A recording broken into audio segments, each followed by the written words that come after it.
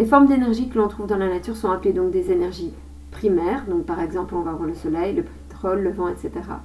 La nature utilise certaines de ces énergies, mais l'homme, lui, il ne va pas pouvoir les utiliser directement. Donc il va devoir utiliser des outils pour pouvoir les convertir en énergie utilisable.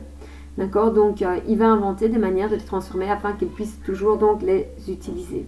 Alors ici voilà, donc on va voir donc ici par exemple pour la production électrique en Belgique, les différentes sources d'énergie qui vont être utilisées donc en 2015.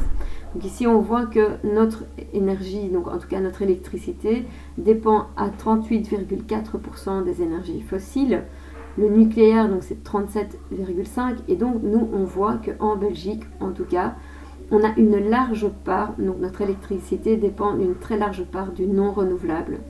Ensuite, vous allez avoir l'eau, donc vous voyez, c'est pas beaucoup, hein, c'est 0,4%, le vent 8,2%, le soleil 4,6%, le biomasse 9,1% et de l'eau pompée 1,6%. Donc, quelles sont les deux sources les plus utilisées dans notre pays pour produire l'électricité? On voit bien, c'est les sources fossiles et le nucléaire. Donc, quels sont les problèmes liés à ces deux sources? Simplement qu'elles ne sont pas renouvelables. Alors, la Belgique, elle souhaite sortir du nucléaire et des sources fossiles. Et donc, pourquoi? Parce qu'elles seront sans doute plus disponibles d'ici 50 ans. Et donc, quel impact sera lieu sur notre vie quotidienne? Eh bien, si on ne trouve pas des alternatives pour remplacer les énergies fossiles, on risque des coupures de courant, de ne pas avoir assez de courant, etc. Et donc, on pourrait vraiment être face à de grandes pénuries d'électricité. Il faut savoir qu'actuellement, lorsque certaines centrales sont à l'arrêt, on va racheter de l'électricité donc, qui provient d'autres pays, donc par exemple notamment de la France ou de l'Allemagne ou de la Russie. Or, ici, tous ces pays sont également en transition énergétique, c'est-à-dire qu'eux aussi essayent de passer aux énergies renouvelables. De ce fait, eux-mêmes n'auront peut-être plus assez d'énergie et donc on pourra difficilement les racheter. D'où l'importance de vraiment préserver en tout cas les énergies fossiles et nucléaires qui restent actuellement. Alors les transformations d'énergie, donc on vous dit que la quantité d'énergie totale dans l'univers est constante. L'énergie peut être transformée, mais elle ne peut être ni créée ni détruite. Donc en fait, c'est ce que je pense que vous avez reconnu la loi de Lavoisier, qui dit que rien ne se perd, rien ne se crée, tout se transforme. Alors, quelques exemples d'énergie, on les a déjà dites précédemment, la thermique, l'hydraulique, donc l'eau, éolienne, mécanique potentielle et cinétique que nous avons vu l'année passée, solaire, lumineuse, chimique, nucléaire, et il y en a encore beaucoup d'autres. Alors, une lampe, ça sert à quoi? Vous savez bien, on en a besoin le soir pour s'éclairer. Et quelle est la transformation d'énergie recherchée? Ici, c'est qu'on a de l'électricité et le but, c'est que cette énergie électrique soit transformée en énergie lumineuse.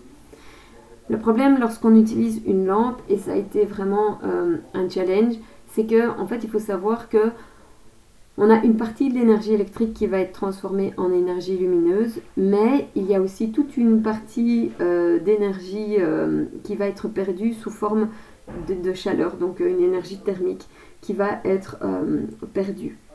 Donc il faut savoir qu'avant, par exemple, lorsqu'on prenait les lampes à incandescence, elles chauffaient énormément. Donc si vous les preniez avec les doigts alors qu'elles avaient chauffé, disons, pendant quelques dizaines de minutes, eh bien vous risquiez vraiment de vous brûler les doigts, ce qui n'est plus le cas maintenant avec les LED. Donc si les LED, vous venez de l'éteindre, vous la prenez, normalement c'est pas très chaud. On verra qu'elles sont très légèrement chaudes, mais c'est assez, c'est vraiment ridicule par rapport à avant.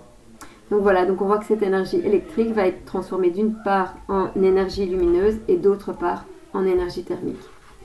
Alors, l'unité de l'énergie le plus couramment utilisée, c'est le kilowattheure. D'ailleurs, on va l'utiliser par exemple sur votre compteur électrique à la maison. Pourquoi? Parce que l'énergie, c'est de la puissance fois le temps, ou le kilojoule. Alors, kilojoule qu'on utilise surtout, que vous avez dû rencontrer dans l'alimentation.